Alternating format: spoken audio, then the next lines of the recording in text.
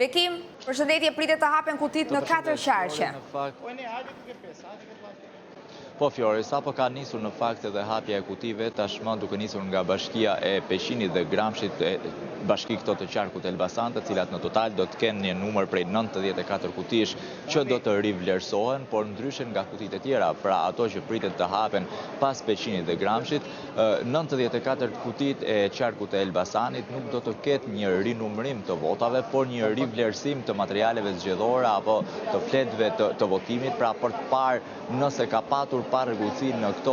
le të themi, në mbylljen e procesit të votimit apo të qendrës së votimit, por nga ana tjetër edhe për të parë nëse ka patur problematika për sa i përket atyre pretendimeve të konstatuara dhe të bëra publike nga ana e Partisë Demokratike për në zonën e Peqinit dhe Gramshit, por edhe të qarkut të Elbasanit në tërësi, për sa i përket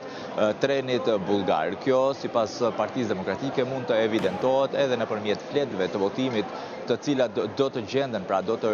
shikohen në kutit përkatëse të 94 qendrave të votimit që pritet, apo më saktë që kanë nisur tashmë hapjen në këto momente, janë 24 grupe të numërimit të vendosura dhe të miratuara nga ana e Komisionit të Ankimimeve dhe Sanksioneve pranë Komisionit Qendror të Zgjedhjeve, të cilat një herësh kanë nisur punën për verifikimin, hapjen e të gjitha kutive,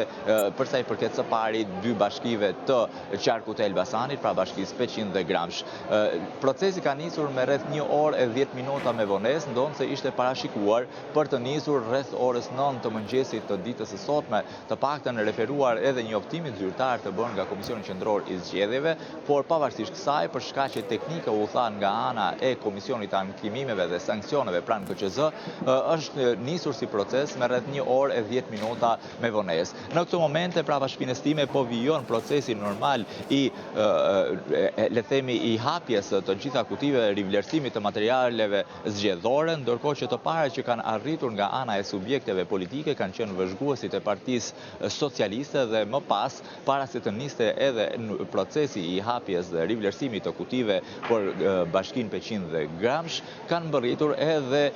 trupa, le themi, e vëzhguesve e Partisë Demokratike të akredituara nga Komisioni Qendror i Zgjedhjeve për të marrë pjesë në këtë proces të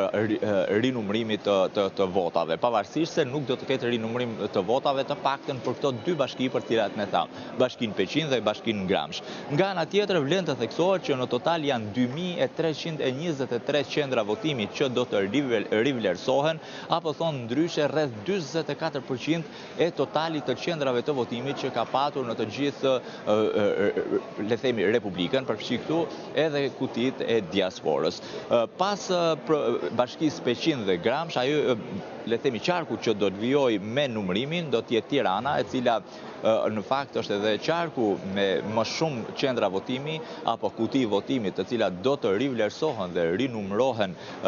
në Pallatin e Sportit Faria Hoti, janë 1282 kuti votimi apo 1282 qendra votimi në total, të cilat do të rivlerësohen, rinumërohen, për të cilët në fakt vlen të theksohet që në lojë është vetëm një mandat. Pse mund të themi vetëm një mandat, pasi Partia Socialiste i ka siguruar 19 mandate, por mandati i 14 i Partisë Demokratike apo edhe nga ana tjetër i dytë i koalicionit Shqipëria Bëhet është, le themi, ai që do t'i nënshtrohet verifikimit për shkak edhe të numrit të votave që do duhet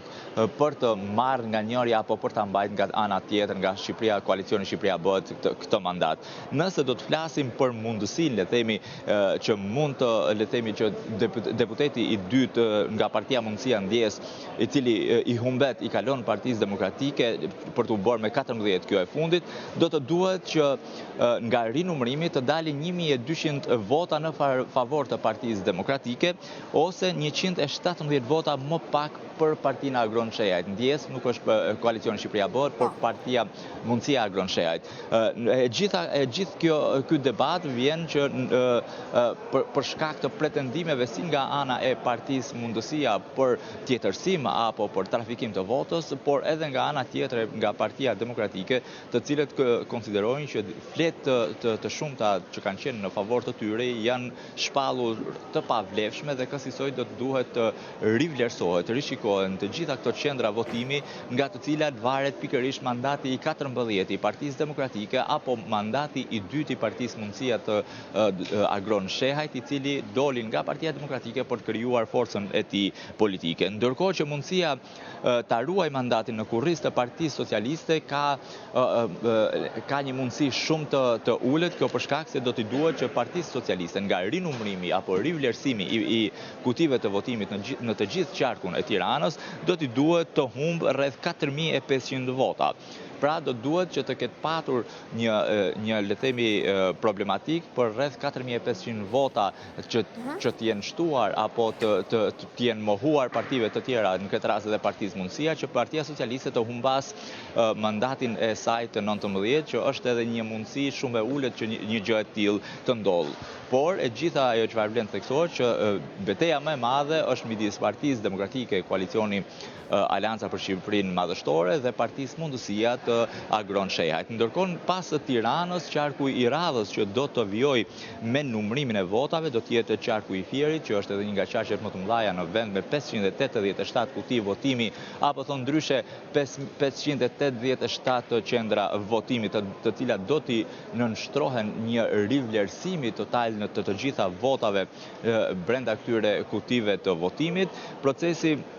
siç e thash më herët, do të realizohet në 24 grupe numërimit, ndërkohë në Fier koalicioni Shqipëria bëhet e zotit Adriati Klapaj e humbi mandatin për rreth 500 vota dhe në fakt kanë qenë këta të fundit që kanë kërkuar që të rinumërohet le të themi edhe qarku i Fierit, pasi sipas tyre nëse rinumërimi gjen kaq vota në favor të partisë së tyre, pra partisë apo koalicionit në fakt Shqipëria bëhet, atëherë mund të kemi një tjetër shpërndarje të mandateve për qarkun e Fierit, ku Partia Socialiste humbet një mandat dhe një mandat i tillë i kalon Partisë Shqipëria bëhet apo koalicioni Nisma Shqipëria bëhet të zotit Adriati Klapaj, duke kaluar në le të themi në parlament deputetin e parë nga kjo forcë politike për qarkun e Fierit, Azmer Duleviç, ndërkohë që do t'i humbte, pra në rast se do të konstatoheshin dhe do të arriheshin këto le të themi vota, do t'i humbte mandati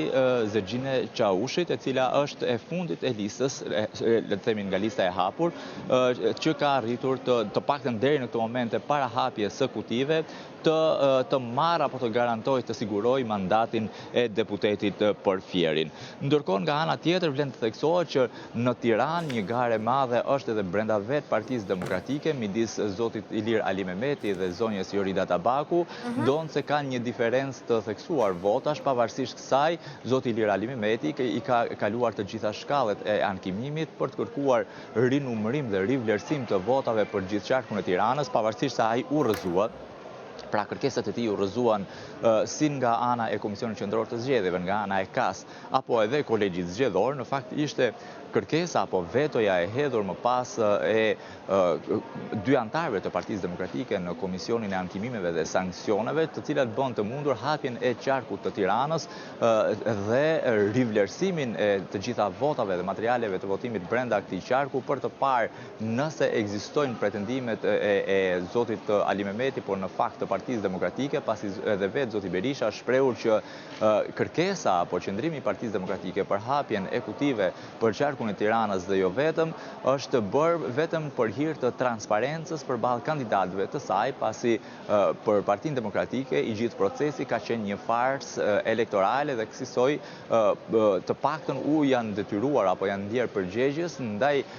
kandidatëve të tyre për çdo lloj parregullësie apo pretendimi që ata kanë të bëhet transparenca e nevojshme për të parë nëse ekzistojnë problematika të trafikimit të votës apo jo. Vlen të theksohet që një nga qarqet e hapura, pra qarku i Dibrës,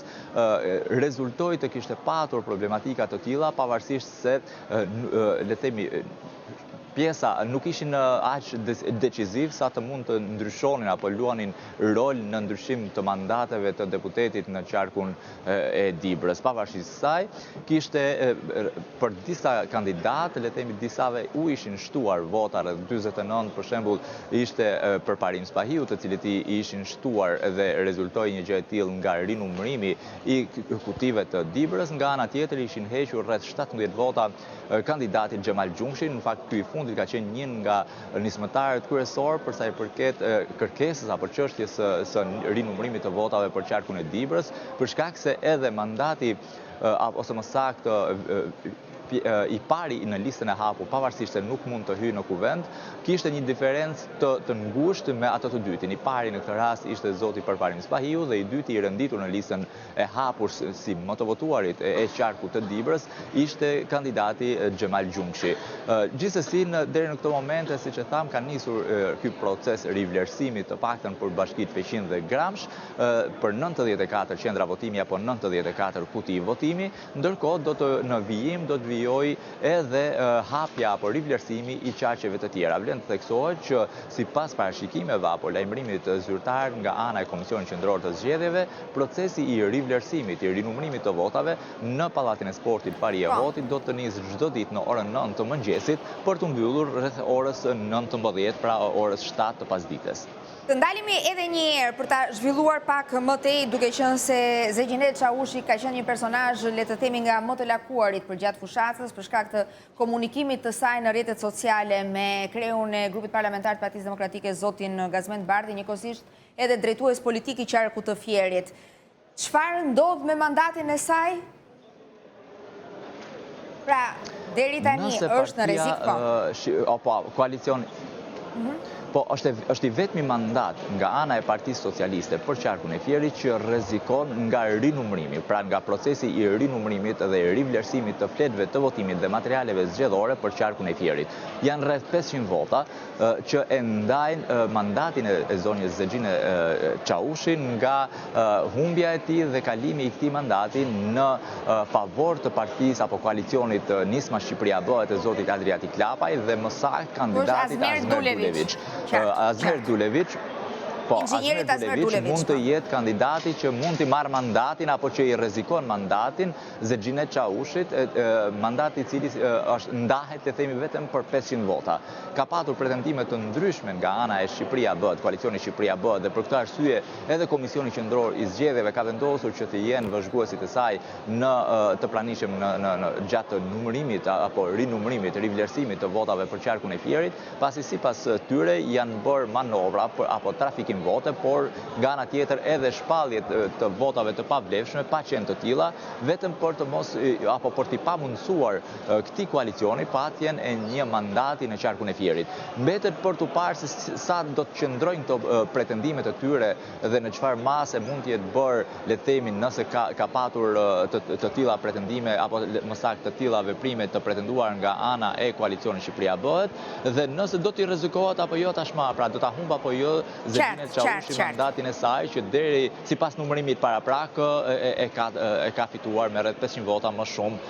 se sa i duhen koalicionit Nisma Shqipëria Bëhet. Bekim, të falenderoj. Faleminderit shumë, do të kemi edhe lidhje të tjera, kalojmë në një hapësirë publicitare, rikthehemi pas pak në breaking.